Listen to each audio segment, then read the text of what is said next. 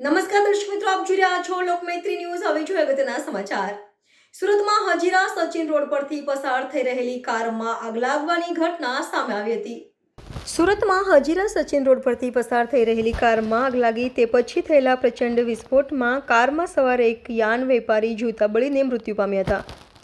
વેપારીઓ સચિન તરફ પરત ફરી રહ્યા હતા ત્યારે અચાનક આ અકસ્માત થયો હતો। કારમાં આગ લાગ્યા બાદ કાર લોક થઈ ગઈ હતી અને તે અંદર ફસાઈ ગયો હતો। પોલીસના જણાવ્યા અનુસાર આહવા ગામમાં રહેતા દીપક છોટુભાઈ પટેલ ઉંમર વર્ષ 49 યાન અને કાપડના વ્યવસાય સાથે સંકળાયેલા હતા। દીપકભાઈ બપોરે ઘરેથી મગદલા કામ અર્થે જવા નીકળ્યો હતો। હજીરા સચિન રોડ પર પહોંચ્યા પછી તેને યાદ આવ્યું કે તે પોતાનો મોબાઈલ ઘરે મૂકી ગયો હતો। કાર સર્વિસ રોડ પર ઘર તરફ વળ્યો। હજીરાથી સચિન જવાના રોડ પર સર્વિસ રોડ પરથી તેઓ કાર લઈને પસાર થઈ રહ્યા હતા ત્યારે અચાનક કારમાં આગ લાગી હતી અને કાર લોક થઈ ગઈ હોવાથી તેઓ બહાર નીકળી શક્યા ન હતા।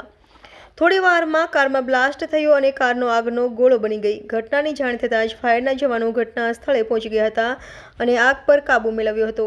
આગને કાબૂમાં લીધા બાદ અમે જોયું કે કારમાં ડ્રાઈવર દીપકભાઈની લાશ પડી હતી। આ અંગે તેમણે તાત્કાલિક ડુમસ પોલીસને જાણ કરી હતી।